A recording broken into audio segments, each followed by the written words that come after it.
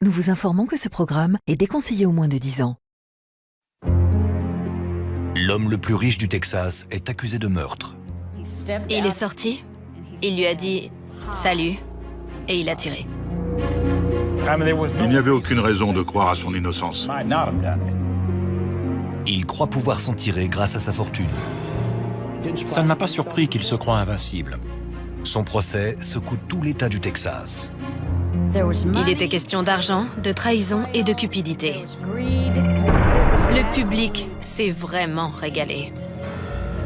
Le multimillionnaire échappera-t-il à la prison pour meurtre?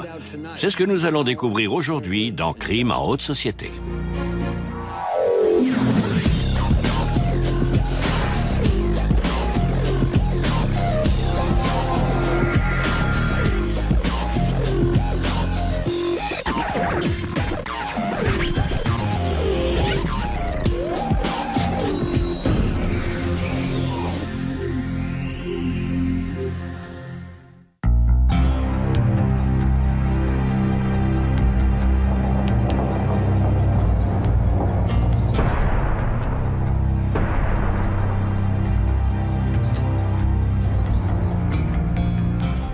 Le Texas, l'État du pétrole, des grandes fortunes et des magnats influents qui jouent selon leurs propres règles, sans rendre de compte à personne. Je crois qu'il y a une différence évidente entre les riches familles texanes du pétrole et les gens fortunés dans d'autres États. Ce sont des durs à cuire dans le milieu du pétrole. La famille la plus riche et la plus coriace du Texas porte le nom de Davis. Elle est composée de Ken Davis et de ses 3 fils. La famille Davis, qui vivait à Fort Worth, était à l'époque ce qui se rapprochait le plus de l'univers de la série Dallas. Ken Davis est très rigide et conservateur.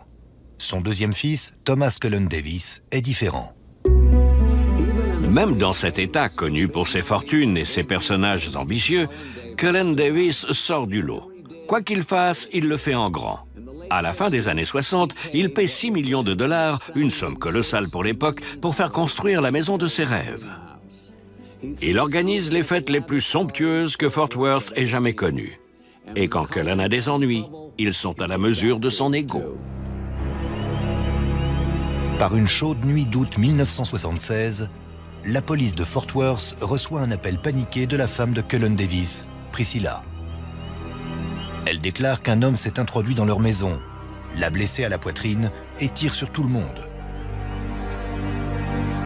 Quand les enquêteurs arrivent, ils découvrent 2 cadavres dans la résidence. Andrea, la belle-fille de Davis âgée de 12 ans, est retrouvée sur le sol de la cave. Elle a été atteinte par 2 coups de feu dans la poitrine.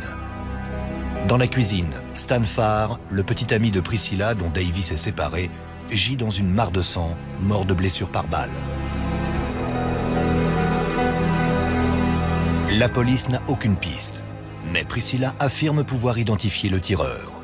Ma mère m'a dit « Dis, c'est Cullen, c'est Cullen. Il m'a tiré dessus. » Priscilla prétend que le tueur est son mari, Thomas Cullen Davis, le magnat texan du pétrole.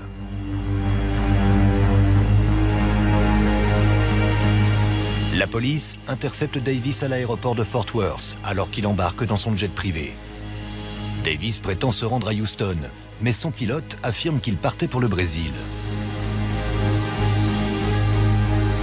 La police arrête Davis sur le tarmac et l'inculpe de double meurtre. Le multimillionnaire clame son innocence. Ça semble impossible. Un des hommes les plus riches du Texas pénétrant chez lui avec une arme et abattant sa propre belle-fille. Mais 3 témoins oculaires disent l'avoir vu faire. Cullen Davis est-il vraiment un assassin? À la naissance de Thomas Cullen Davis en 1933, l'empire de son père, Ken Davis Industries, est le plus grand fournisseur de pétrole au monde. Ken Davis dirige sa famille et sa fortune d'une main de fer. Cullen et ses 2 frères aînés font ce que leur père leur dit. Leur père, Kenneth Davis, était un tyran, très porté sur la discipline. Il était très dur avec Cullen et ses frères. Le père de Cullen est adepte du travail rigoureux et d'un mode de vie modeste. Cullen travaille 16 heures par jour dans l'entreprise familiale et épouse une bonne chrétienne, comme le veut son père. Il conduit une voiture d'une valeur raisonnable et continue de vivre dans la maison de son père. Il semble être un fils tranquille et obéissant. Mais Cullen a un côté obscur. Il fantasme sur la façon de tuer sa femme au cas où il se lasserait de celle-ci. Cullen était un jeune homme gâté, riche, colérique et agressif. Cullen veut remplacer sa voiture modeste par une voiture de luxe. Il veut sa propre maison, pas une chambre dans celle de son père. Depuis des années, il collectionne des objets de valeur pour remplir la future maison de ses rêves. Un des buts dans la vie de Cullen, c'était d'avoir tout ce qu'il voulait. À l'âge de 35 ans, Cullen souhaite désespérément se libérer du joug de son père. Lorsqu'il rencontre Priscilla Wilborn, il saute sur cette occasion.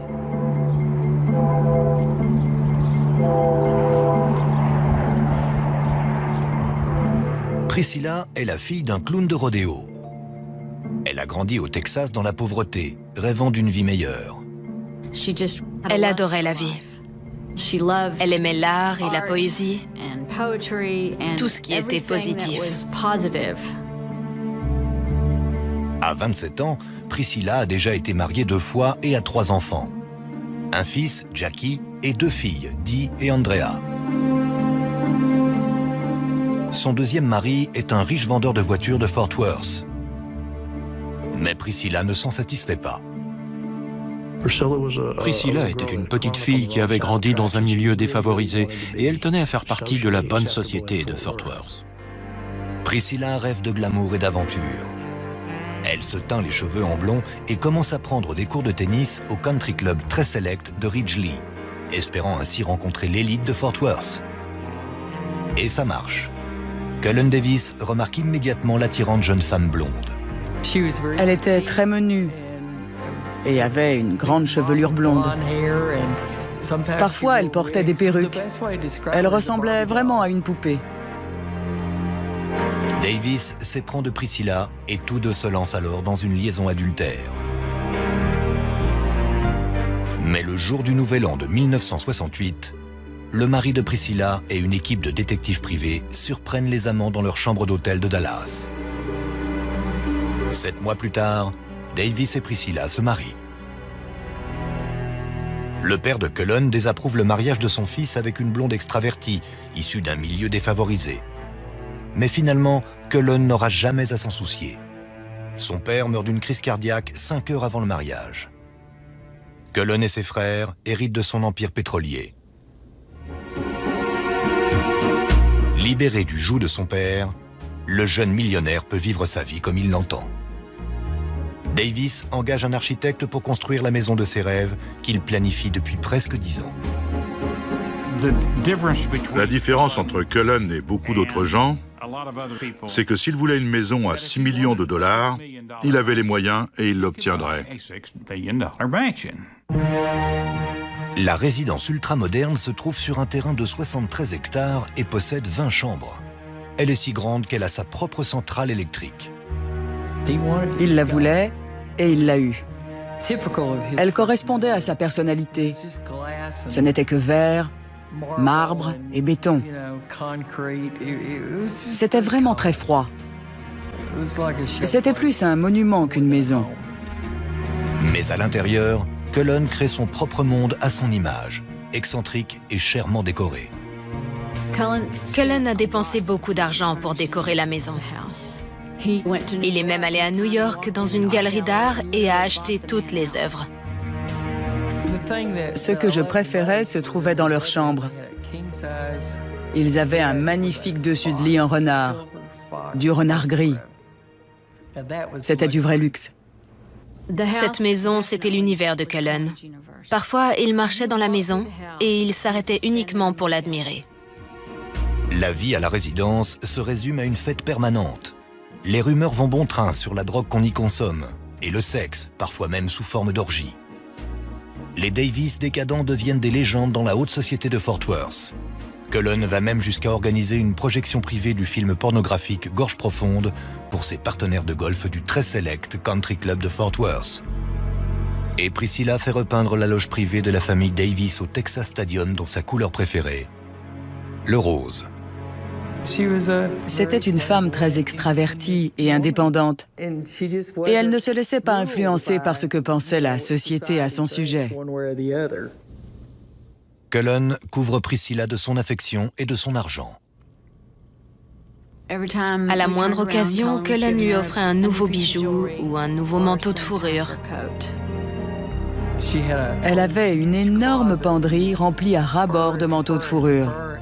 C'était incroyable. Elle l'adorait. Elle l'adorait vraiment. Cullen est le seul homme que ma mère ait aimé. Priscilla est dévouée à son mari et fait tout ce qu'il veut. Elle se rend même en Europe pour une opération de chirurgie esthétique alors encore inédite, la pose d'implants mammaires en silicone. Elle aimait sa nouvelle vie. Elle tenait vraiment à intégrer le club des femmes et la bonne société de Fort Worth. Mais malgré son désir de faire partie de ce monde, je ne crois pas que les autres l'acceptaient. Les femmes importantes de Fort Worth sont très conservatrices. Priscilla se rend à des galas vêtue d'un pantalon de cuir, d'un décolleté provoquant et d'un collier en diamant portant les mots « riche » et « garce ». Mais les Davis restent incontournables. Ils font constamment la une des pages mondaines. Mais ils vont bientôt faire parler d'eux pour une affaire autrement plus sinistre, celle d'un double meurtre. Cullen et Priscilla Davis sont exubérants, hauts en couleur et très riches. Mais ils sont aussi de bonne compagnie. Très vite, ils deviennent le couple préféré de la haute société de Fort Worth. Cependant, Dee, la fille de Priscilla, est témoin d'un autre aspect de la vie avec Cullen Davis. Il obtenait ce qu'il voulait. Et quand il ne l'obtenait pas, il piquait des crises de colère. Il criait, il hurlait, il jetait des objets, il cassait des queues de billard. Je l'ai vu de mes propres yeux pousser ma mère dans l'escalier en colimaçon. On ne savait jamais ce qui allait le faire exploser. Mais s'il y a bien une chose qui le met systématiquement en colère, c'est qu'on touche à sa maison. C'est son bien le plus précieux. Dee Davis prétend que quand elle avait 13 ans, Cullen l'a réveillée en la secouant pour la gronder de ne pas avoir fermé à clé la porte de derrière. Il m'a demandé « Pourquoi on verrouille les portes la nuit ?» Je lui ai dit « Pour que personne ne te pique tes affaires. » Il m'a soulevée et m'a donné un coup de poing dans le nez. Il y avait du sang partout. Ma mère est montée et lui a crié « Mais qu'est-ce qui te prend? Pourquoi tu la frappes ?» Elle avait un de nos chatons dans les bras. Il lui a pris le chaton et il l'a jeté de toutes ses forces sur le carrelage. J'ai hurlé. J'étais terrorisée. Il a ramassé le chaton, l'a jeté à nouveau et l'a tué. La police de Fort Worth reçoit de fréquents appels de la femme du millionnaire affirmant que Davis les bat, elle et ses enfants. Les visites de la police n'ont aucun impact sur le statut social de Cullen Davis. Cullen est trop riche et trop puissant. Il est absolument intouchable. Il est donc choqué par la tournure que vont prendre les événements. En 1974, excédée par sa violence, Priscilla demande le divorce. Je crois que ma mère était résolue à se reprendre en main et a décidé qu'elle n'avait plus besoin de lui. Priscilla se voit attribuer temporairement la possession de la résidence de 6 millions de dollars. Elle et ses enfants, Jackie, Dee et Andrea, vivent dans la maison que Cullen a construite. Et à présent, le millionnaire ne peut même plus y entrer sans sa permission. Priscilla est libérée de la tyrannie de Davis, libre de faire ce qu'elle veut. Et ce qu'elle veut, c'est vivre sa vie à fond. Elle fréquentait un cercle de gens peu recommandables, sur lesquels j'estime qu'elle n'avait aucun contrôle. C'était surtout des motards qui faisaient partie des milieux de la drogue. Davis commence très vite à fréquenter une secrétaire blonde, Karen Master, divorcée et mère de 2 enfants. Il était en train de transformer Karen Master en une nouvelle Priscilla. Elle avait les seins refaits, des cheveux blonds, et elle s'habillait pratiquement comme Priscilla. Davis emmène sa nouvelle conquête partout dans Fort Worth.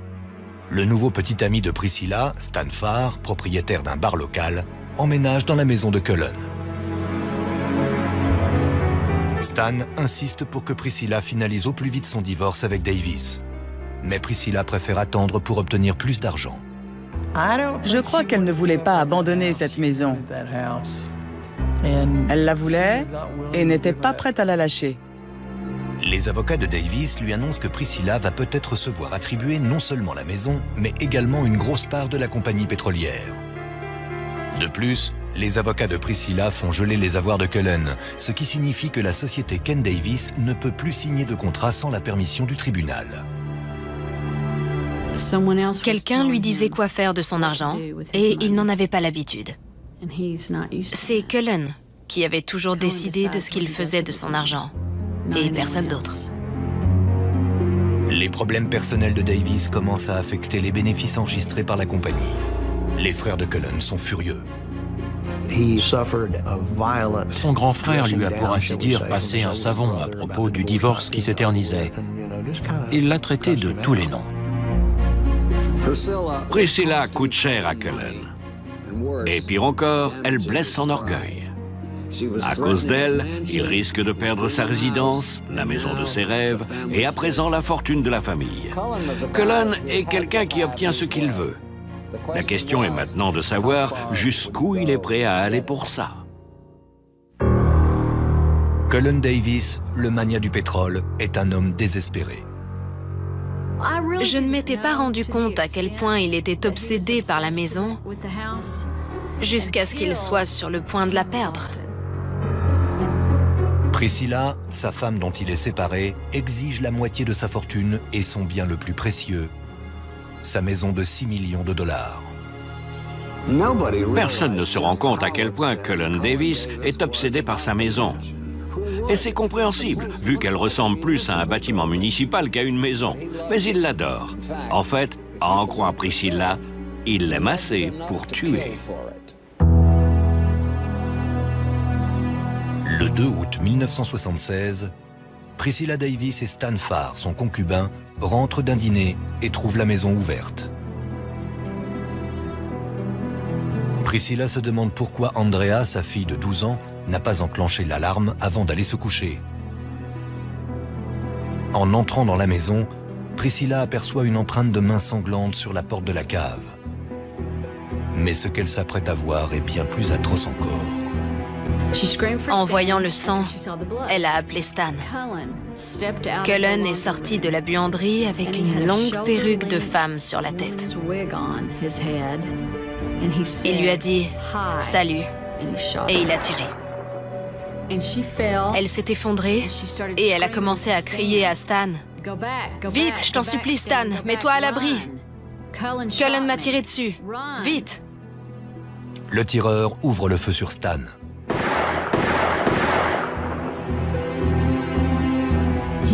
Il est tombé au sol. Il a regardé ma mère et lui a dit « Je t'aime » et il est mort. Ma mère l'a vu mourir. Priscilla tente de s'enfuir, mais l'homme armé se saisit d'elle. Ma mère a dit que Cullen l'avait attrapée sous les bras et la traînait. Elle lui disait « Je t'aime, je n'ai jamais aimé un autre homme. Je t'en supplie, discutons calmement. » Puis une deuxième voiture arrive dans l'allée. Deux amis, Bob Agavrel et sa fiancée Beverly Bass, sont là pour prendre un dernier verre. Ils ont entendu du vacarme dans le patio qui était entouré par un mur de pierre de 2 mètres de haut. Ils ont fait le tour et un homme en noir en est sorti. La lumière s'est allumée et à ce moment-là, Beverly l'a vu et a dit « Mais c'est Cullen !» L'homme tire. Et la balle vient se loger dans la colonne vertébrale de Boba. Il est paralysé. Beverly s'enfuit en courant. Pendant ce temps, ma mère a réussi à s'enfuir avec une blessure par balle à la poitrine et à rejoindre une maison voisine. Elle a crié « Au secours, je vous en supplie, aidez-moi !» On m'a tiré dessus, Cullen est en train de tirer sur tout le monde. La police découvre bien vite que Stan Farr n'est pas la seule victime ce soir-là. En arrivant dans la maison, les enquêteurs retrouvent le corps d'Andrea, la fille de Priscilla, âgée de 12 ans. Elle a été tuée dans la cave, d'une seule balle dans la poitrine, à bout portant. C'est horrible. C'est horrible de mourir comme ça à 12 ans. La police scelle la maison et boucle le quartier. Bien qu'ils ne retrouvent pas l'arme du crime, les enquêteurs pensent que les deux victimes ont été abattues avec la même arme. La police inculpe Thomas Cullen Davis de double assassinat et l'incarcère sans possibilité de libération sous caution. Priscilla a dit que c'était Cullen qui lui avait tiré dessus. Beverly Bass a dit avoir reconnu Cullen. Boba Gavrel également. Dès le départ, il n'y avait aucune raison de croire à son innocence. Le cas de Cullen semble impossible à défendre. Mais un avocat croit pouvoir y parvenir. Richard Haynes, un jeune ténor du barreau texan, se forge une réputation en défendant l'indéfendable et en faisant acquitter des clients que tout le monde croit coupables. Quelqu'un a écrit « Haynes est certes arrogant, mais c'est l'arrogance de l'excellence ». J'ai trouvé ça génial. Pour Haynes, surnommé le cheval de course, le cas de Cullen est un défi et l'opportunité de s'occuper d'une affaire hautement médiatique. Haynes est un personnage fascinant, aussi bien au tribunal qu'en dehors. Il a un visage très expressif, de grande qualité d'orateur et il est infatigable. Certains disaient qu'il pouvait interroger un arbre pendant 3 jours. Haynes convainc un juge de déplacer le procès de Davis à Amarillo, dans le nord du Texas. D'après lui, c'est un terrain neutre qui n'a pas été influencé par le retentissement de l'affaire. On y est allé en pensant que c'était une bonne chose et qu'une communauté plus rurale serait plus impartiale. J'ai trouvé que c'était une bonne idée. Mais il semble que Haynes ait embobiné le procureur. Davis a des associés d'affaires dans la région. Pendant que le millionnaire est incarcéré à la prison d'Amarillo, Haynes invite les amis de Davis dans de grands restaurants. Il joue au golf avec eux. Il se rend même à la messe dominicale avec leur famille. On a essayé de bien se comporter quand on était là-bas, parce que les dérapages, ça prenne vite. Si je m'étais mis à danser sur les tables, ça aurait forcément fini par se savoir. C'est inévitable. On ne peut pas faire ça, c'est dommageable pour le client. Très vite, la ville d'Amarillo choisit son camp dans l'affaire du millionnaire.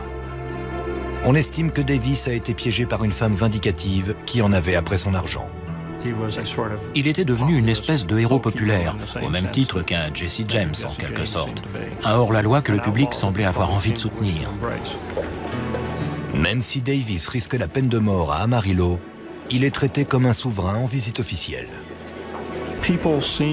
Les gens avaient l'air de penser que les riches étaient différents des autres. Quand les jurés se retirent pour la pause déjeuner, Cullen ne mange pas dans sa cellule comme un prisonnier ordinaire. Il a droit à un traitement de faveur. Dans une salle de délibération vide, il déguste d'énormes steaks apportés par des serveurs en uniforme. Parmi les invités à sa table figurent plusieurs pom-pom girls de l'équipe des Cowboys de Dallas. C'était l'homme le plus riche à avoir jamais été jugé pour meurtre. Ils l'ont mis sur un piédestal. Ils étaient incapables de le voir comme un meurtrier de sang-froid. Chaque jour, des admirateurs de Davis attendent des heures uniquement pour se faire prendre en photo avec lui. Cullen avait des groupies, c'était incroyable. On aurait dit un chanteur populaire. Des femmes s'évanouissaient en le voyant. On lui apportait des biscuits et des bibles. Cullen Davis a le soutien d'Amarillo. Mais c'est à Haynes, son avocat, d'obtenir le soutien du jury, pour autant que ce soit possible. Cullen Davis encourt la peine de mort. Sa propre femme jure l'avoir vu tuer un homme. Mais l'avocat de Davis, Richard Haynes, qu'on surnomme le cheval de course, sait que l'exubérance et le mode de vie débridé de Priscilla peuvent être utilisés pour détruire sa crédibilité. Le procureur prévient Priscilla de ce qui va se passer. Le premier jour du procès, Priscilla arrive au tribunal avec une croix en or, un chemisier fermé jusque-là, et une longue jupe. Elle semble tout droit sortie de la petite maison dans la prairie. Mais ça ne prend pas. Tout le monde en sait trop sur Priscilla. Ils se sont bien moqués de cette soi-disant traînée qui essayait de changer sa personnalité au dernier moment. Haynes accuse Priscilla d'être une toxicomane, accro à un analgésique. Priscilla nie avoir jamais utilisé ce médicament, mais Haynes produit un document prouvant qu'elle en a acheté. Il la dépeint comme une menteuse et une droguée. Haynes a fait son procès à elle, au lieu de faire celui de Cullen Davis. Haynes appelle ensuite à la barre plusieurs personnes qui témoignent que Priscilla prend également de la cocaïne et de l'héroïne et qu'elle organise chez elle des orgies où elle accueille des ribambelles de trafiquants de drogue, de motards et d'échangistes. Priscilla nie tout en bloc. Le public s'est vraiment régalé. Il y avait l'argent, la trahison, la cupidité, la jalousie. Ils ont même réussi à y ajouter de la drogue et du sexe. Tout ça parce que la meilleure défense, c'est l'attaque. On a objecté encore et encore, mais une fois que les propos avaient été prononcés, c'était comme jeter un putois dans le box des jurés et leur demander de ne rien sentir. La défense a fait un travail remarquable. Un ou deux jurés étaient probablement prêts à sauter de leur box pour la pendre en plein tribunal. Ma mère a déclaré « Je n'ai jamais prétendu être une sainte. Malgré ça, je n'ai jamais tué personne. Ce que je fais ou ne fais pas ne change rien au fait que ma fille de 12 ans a été tuée. » La stratégie de Haynes semble avoir un impact sur le jury. Dans la salle d'audience, certains jurés accueillent Cullen avec des sourires et Haynes avec des clins d'œil. Cullen paie même le dessinateur du tribunal pour faire les portraits des jurés, qu'il offre ensuite à leur famille. Presque 1 an et demi après avoir commencé, le procès est sur le point de se terminer sans que l'accusé n'ait pris la parole une seule fois. Il n'avait aucune preuve matérielle.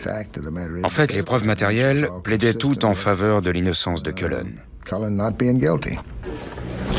Haynes suggère que le tireur était peut-être un trafiquant de drogue, un cambrioleur ou un associé en affaires en colère. Mais surtout, Haynes estime que tout le dossier de l'accusation ne repose que sur le témoignage de Priscilla Davis, qui a menti sur sa toxicomanie et qui ment peut-être encore sur d'autres points. Ça l'a profondément affectée de se faire traiter comme ça. Ça l'a détruite. Mais elle s'accrochait à sa confiance en la justice. Le jury délibère pendant à peine 4h30 avant de revenir dans la salle. J'étais assis juste à côté de Cullen et je me rappelle qu'il m'a agrippé en me serrant vraiment très très fort autour de la taille. Il était extrêmement nerveux, juste avant d'entendre le verdict. Quand les 12 jurés s'assoient, Davis se lève. Le jury rend son verdict. Thomas Cullen Davis est non coupable. C'est un homme libre. J'ai été totalement abasourdie. Je n'arrivais pas à y croire. C'était comme si le ciel me tombait sur la tête. Cullen a embrassé et remercié tout le monde en serrant des mains. Je ne l'avais jamais vu aussi près des larmes et aussi ému. Ma mère, quant à elle, était en état de choc. Elle a dû se dire que elle le voyait repartir libre. Le soir de son acquittement, Davis célèbre sa victoire aux Red Butlers, l'endroit le plus branché d'Amarillo. L'ambiance était évidemment à la fête et à la jubilation. Et je dois admettre qu'on s'est peut-être un peu emporté dans nos libations du fait qu'on était jeunes. À cette époque, j'avoue que j'étais assez porté sur le whisky. Les médias, les groupies et même le juge du procès sont présents. Et ensuite, on a vu arriver des membres du jury. Puis ça a été le tour des huissiers du tribunal. C'était totalement et absolument hallucinant. Quelle scène incroyable! Le bar est gratuit et le whisky coule à flot. Même ceux qui estiment que Cullen est un meurtrier doivent admettre qu'il s'est organisé une fête. Tout le monde se disait, il n'a pas pu faire une chose pareille. Quand on est aussi riche, on ne se salit pas les mains. On engage un tueur à gages. Tout le monde le sait. Des années plus tard, la police découvre que Davis a versé un pot de vin à l'officier de police judiciaire en chef pour obtenir des détails sur la stratégie de l'accusation. Ça donne envie de vomir. C'est absolument abject. Mais en 1977, personne ne sait ce qu'a fait Davis, et la haute société de Fort Worth accueille le millionnaire à bras ouverts. Thomas Cullen a gagné. Mais le différend à l'origine de l'affaire, à savoir le partage de l'argent et de la maison, n'est toujours pas réglé. Cullen Davis a été acquitté du double meurtre. Ceux qui le croient coupable pensent que le jury a été influencé par son charisme et sa fortune. Mais désormais, Davis est en guerre contre le juge chargé de statuer dans l'affaire de son divorce. Et le juge Edson n'a que faire de la fortune du millionnaire. Le juge Edson était un juge de la vieille école. La majorité de ses décisions étaient en faveur de Priscilla. Et les demandes de Cullen étaient systématiquement refusées. Il était en train de perdre son affaire de divorce. Cullen Davis refuse de s'avouer vaincu et estime que la victoire lui revient de droit. Comme il ne parvient pas à gagner au tribunal, il a besoin d'une nouvelle stratégie. D'après David McCrory, Davis trouve effectivement une nouvelle stratégie, le meurtre. McCrory, un ancien associé en affaires du millionnaire, déclare au FBI que Davis lui a demandé d'engager un tueur à gages pour assassiner le juge. Le FBI a alors une idée. Le 20 août 1978, Davis se rend au volant de sa voiture dans un restaurant de Fort Worth. Il est là pour rencontrer David McCrory. Des agents du FBI garés dehors enregistrent en secret la conversation.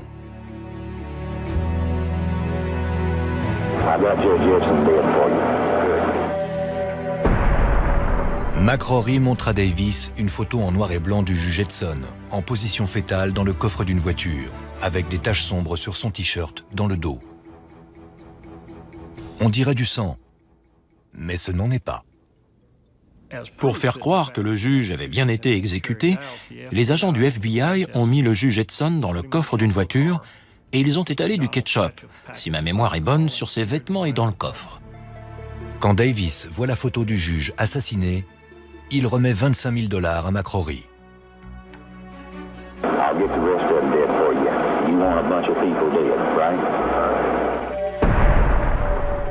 Les agents du FBI qui enregistrent la conversation n'en reviennent pas. Cullen vient d'ordonner le meurtre de 13 autres personnes, y compris Priscilla et sa fille Dee. 5 minutes plus tard, Cullen Davis est arrêté dans une cabine téléphonique à l'extérieur d'un fast-food non loin de là. Il est inculpé de complot visant à assassiner le juge Joe Edson. Le piège s'est refermé. Le millionnaire est à nouveau derrière les barreaux, inculpé cette fois-ci de complot en vue d'un assassinat. Davis supplie le roi de la confrérie des avocats du Texas, Richard Haynes, alias le cheval de course, de le défendre à nouveau. J'ai tout de suite pensé que ce cas était intéressant. Personne n'avait été tué, Dieu merci. Il n'y avait que la photo d'un juge posant à l'arrière d'une voiture avec du ketchup sur ses habits.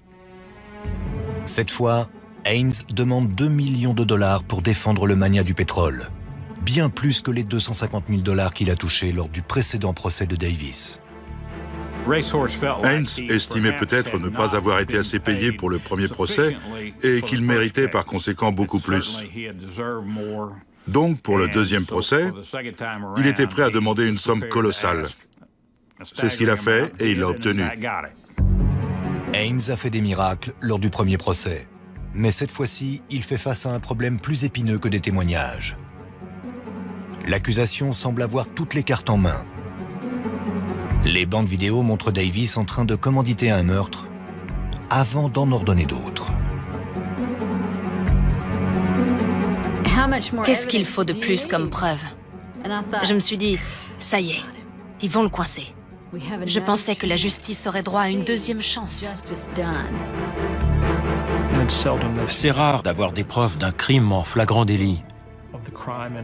Mon message au jury, c'était qu'on pouvait le voir, on pouvait l'entendre. C'était comme si les jurés avaient été présents dans le véhicule de surveillance du FBI dans le parking ce matin-là. Ames doit prouver que le jury ne doit pas se fier aux apparences de ce qu'il a vu sur les bandes vidéo. Ça semble impossible, mais Davis n'est pas inquiet.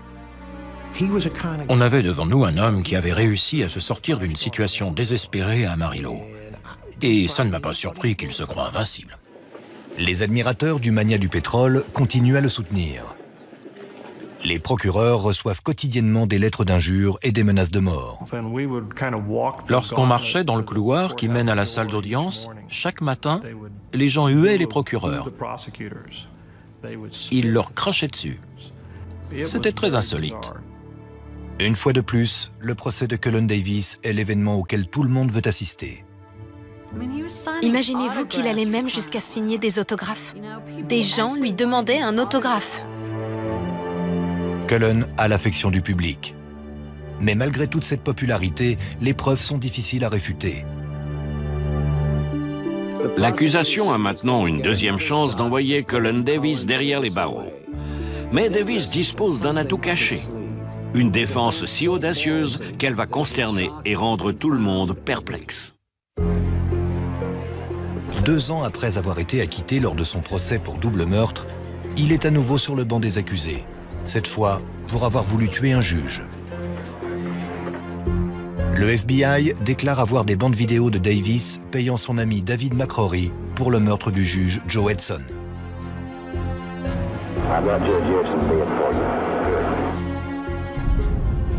Durant son premier procès, Davis n'a pas dit un mot, mais cette fois il témoigne.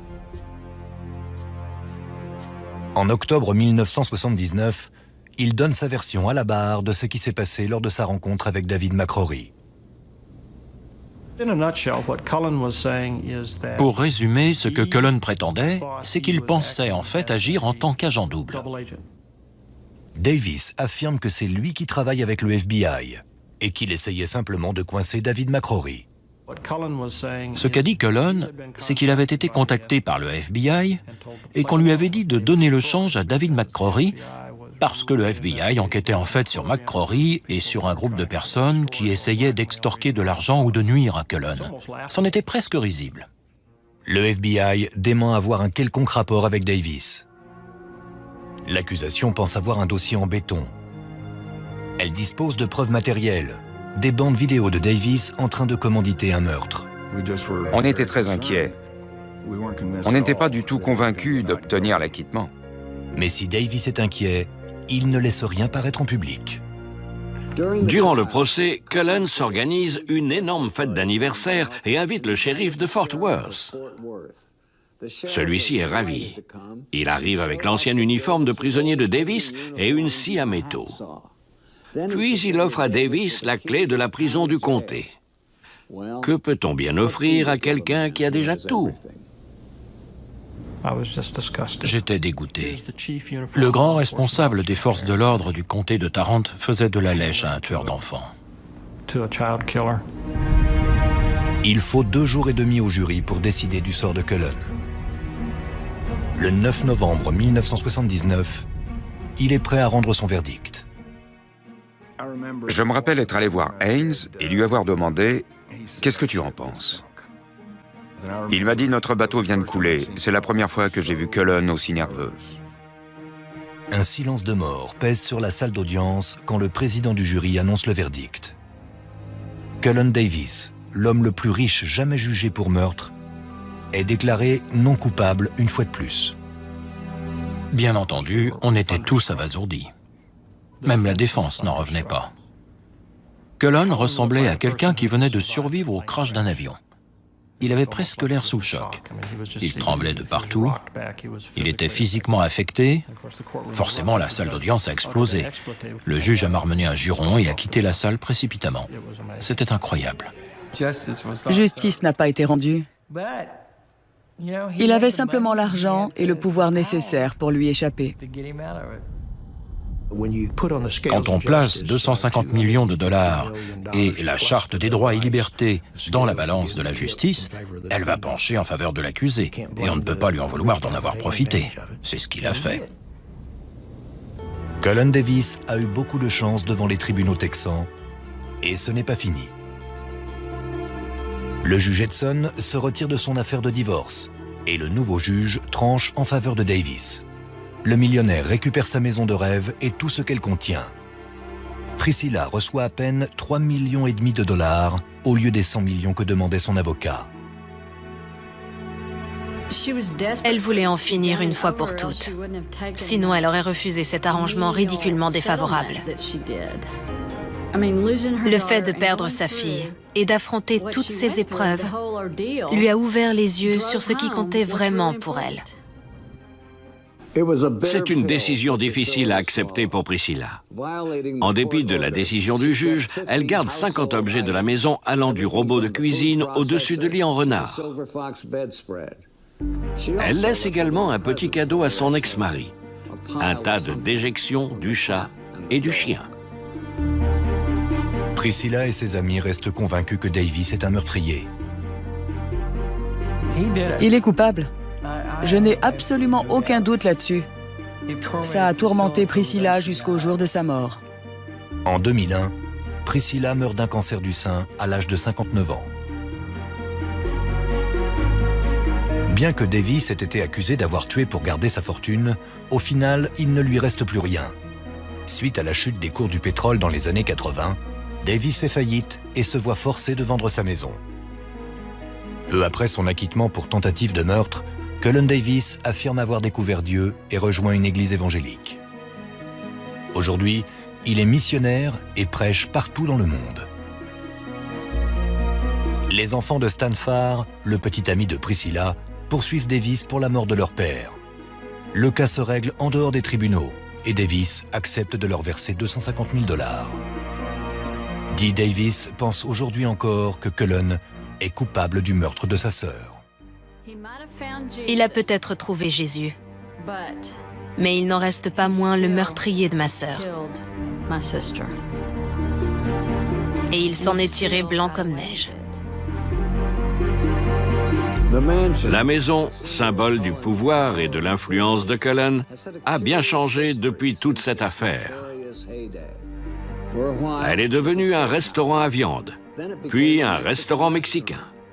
Aujourd'hui, comble de l'ironie, c'est une église. C'était Dominique Dunn